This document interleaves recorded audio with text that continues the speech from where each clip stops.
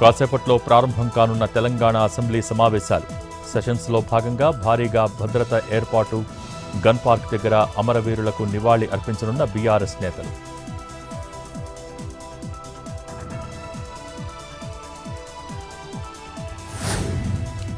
ఇవాళ మధ్యాహ్నం 2 గంటలకు సీఎల్పీ సమావేశం. సీఎం రేవంత్ అధ్యక్షతన జరగనున్న మీటింగ్, అసెంబ్లీ కమిటీ హాల్ 1లో భేటీ. బడ్జెట్ సమావేశాల్లో అనుసరించాల్సిన వ్యూహంపై చర్చ.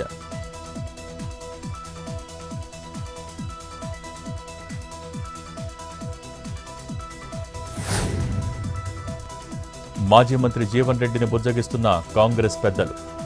పార్టీకి గుడ్ బై చెప్పనున్నారనే వార్తలతో పార్టీ అలర్ట్. మంత్రి ఉత్తమ్కు బాధ్యతలు అప్పగించనున్న PCC chief Mahesh Goud. Party మారకుండా చూడాలని చొప్పదండి ఎమ్మెల్యేను పంపిన పీసీసీ చీఫ్.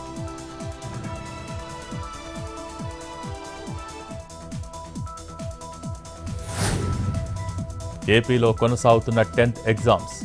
ఏప్రిల్ 1 వరకు జరగనున్న పరీక్షలు. విద్యార్థుల కోసం ప్రత్యేక బస్సులు ఏర్పాటు. ఎగ్జామ్ సెంటర్ల దగ్గర 144 సెక్షన్.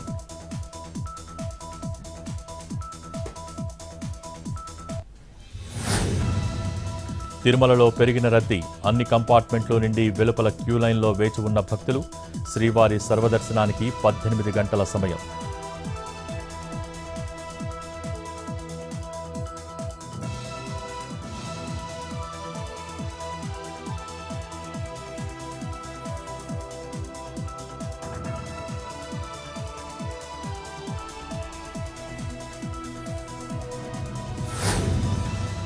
నెల్లూరు జిల్లా దుత్తలూరు మండలంలో దొంగల బీభత్సం.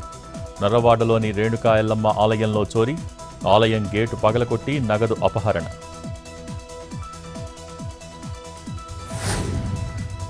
విశాఖలో తప్పిన భారీ ప్రమాదం. ఓ ఇంట్లో పేలిన అనధికార బాణసంచా. పేలుడు ధాటికి గోడలు, స్లాబులు ధ్వంసం. ఒక మహిళకు తీవ్ర గాయాలు, ఆసుపత్రికి తరలింపు.